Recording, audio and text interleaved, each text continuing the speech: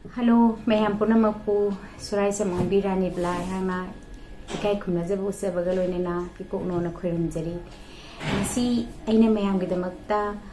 mataw karam na akoy na ningtham kalen lonarak pasida ingsalak pasida khoi maruai na khoi ningon jakau bolorak pasida angang sing ahan sing namak lok thumba lok khuba yam toina tawnagali aduna mataw karam na masidagi akoy na hidak chadana yumda isai sana matau kauna masi ngakthokadagi phahangadagi haibagi matangda ai isa isa na yum batau sa paya pa yam lai pa yam na kanaba point khara puduna lakseri masida asoi ram ke yauro pasu yimbiri ba mayam punamak na ai ngapi gini haina asa tawjei aduga aigi video asibu mayam na pambiragadi matungda su kanaraba point mayam ama pudura lahanangagadi video asina lorakpada madi horakpada mayam na aigi like amadi comment tawbiramu ai matungda su apha phaba yamna kanagadaba point mayam ama su pudura laksege aigi channel sibu subscribe tawbiramu like tawbiramu adigi mayam na manyan pa comment pibiramu madudi akoina lok thungba haibasi ana boina di longna di lok thungne haragadi koisi nai haina di longna de haidi ana boina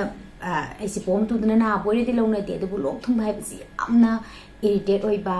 yamna nungai taba yamna discomfort oiba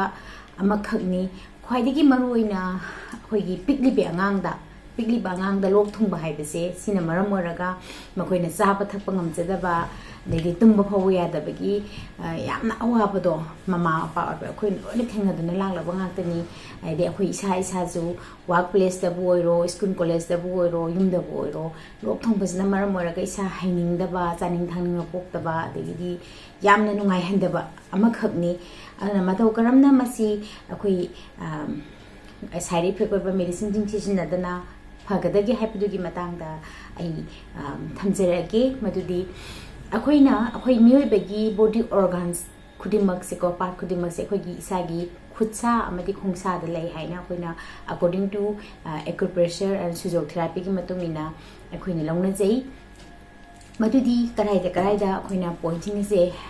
lei bagi haba matam da ai samlamna sida ai mark tawjerake khut ki maton sing se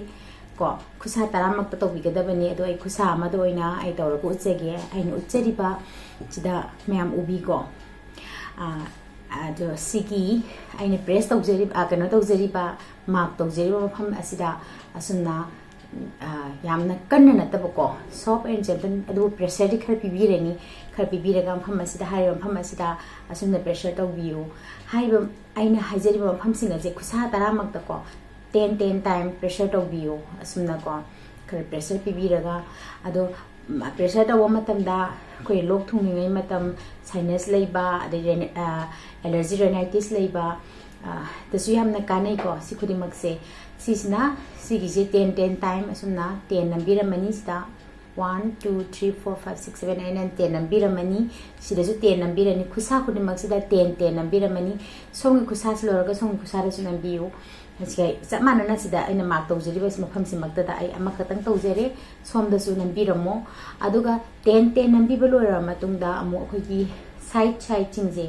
sigi side chingda asumaina kitang naibiba ko sumaina naibiba sisu 10 time clockwise adagi 10 time anti clockwise maina naibibe ai aduna traga su sumaina press and release sumaina nambi reka mu thadok piba ko sumaina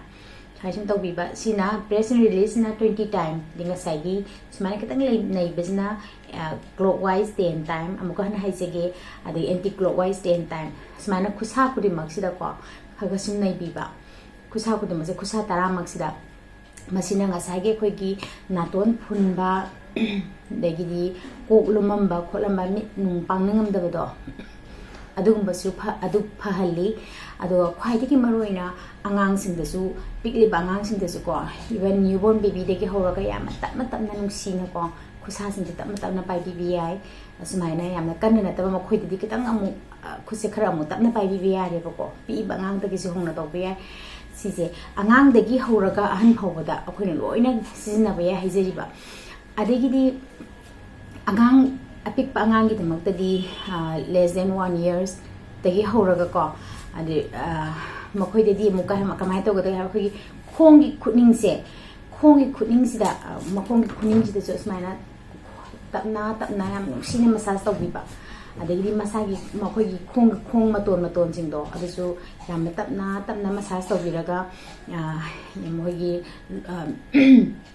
naton phulamba adagi thakpa sa bangam namdaba mayam do angang su yam phajina tungani aduga yam nungaina mama su tumgani masa su tumgani haiba tare ko yamna phaba poini aduga akhoina lok thungai matam sta khoi gi stomach fullness oiba khoi gi chaning thaning po tabe phun ka laga leiba se dum thengne de gastric ka bugumba dum bag pukhalak bugumba se ko dum yamna tawgali aduna adu phana bagi damak ta karai to hai matam da si je khoi gi dum gastric point hai ba tare ko mafam basida akoina with the help of smaina idea matam da thamna si na jai smaina ko anatraga na khoi gi four fingers na suna hai nam bi ba ko smaina nam bi ba si sina khoi gi gastric ka ba ni chaning thaning ma phon da ba adugum basindo adu phahale adu su phahale aduga khogi ngasagi nasal congestion lai bana ton phun basindo adu su kana hale apik yam pik pa ngang de to bi gano masimati ko aduga simalai jere aduga sisi sinus ta su yamna kana hale aduga hai ba khogi kaman coin su yamna kana han ba khori ko lumjan ba khosan ma yam do khusa jing jin ma matam da adum ngasai gi na tom phulam ba ke do bosin di ngasai na dum hang to khra ne ba ko adagi di tung da so khoi gi mit nung pangning da na ke hai ni mangan gi ning da ba lei ba de di hawang da ba ga lei ba do akhoi sim hidak cha sala ga ju hidak cha ba tu gi hidak ke side effects su lei de gi di ke hai ni adum yam sin to lei da na ba Chinese da su yam na kana ba se karai de no hai matam da si gi khusa sin si lo ra matung da khoi gi pisungi makhok sigi horap ba se pisungi makhok horap ba sida mu kano se 10 times is clockwise aduga 10 time anti clockwise nambiramo asumna 10 time aduga 10 time anti clockwise nambiro aduga pisungi loirak ko mafam se berak ko mafam sida su asumna nambiramo ko massage ka tawbiramo smaina tawbiramo sisu 10 time clockwise aduga 10 time anti clockwise tawbiramo aduga akhoi gi sigi laibaki atongba prominent bony area se sigi akhoi gi sigi laibaki atongba sida sisu stomach point ni do share da su akhoi gi 10 time clockwise adagi 10 time anti clockwise ko 20 time tawbiu aduga sigi akhoi na press it and release man tawbi su ya ko smaina adagi akhoi si kok kumba yam chik pa lok thungai sta ko kok kumba yam chik pa su yawi kana ga mana kok ti chik ta ba su yawi ko yam na chi agadi quick akhoi gi kok yam chi agadi akhoi gi hari ba ga sa gi khuning thogi akhoi gi kana sida side thang ba se side sida suna press to biyo ko suna press to bi ra ga sai khubi na bi ba sida wi besta sisu ko lum ba su dum pha khra ga ne ba ko adegi di marak sida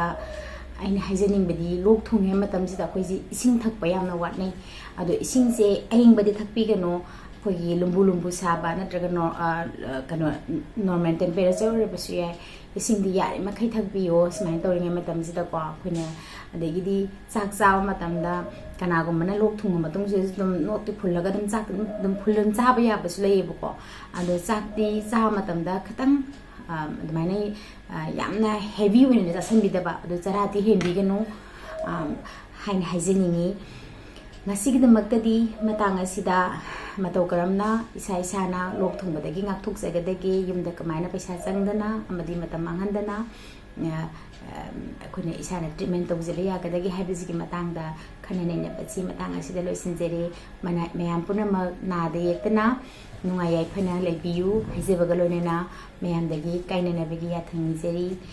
matungda amu unarasi thank you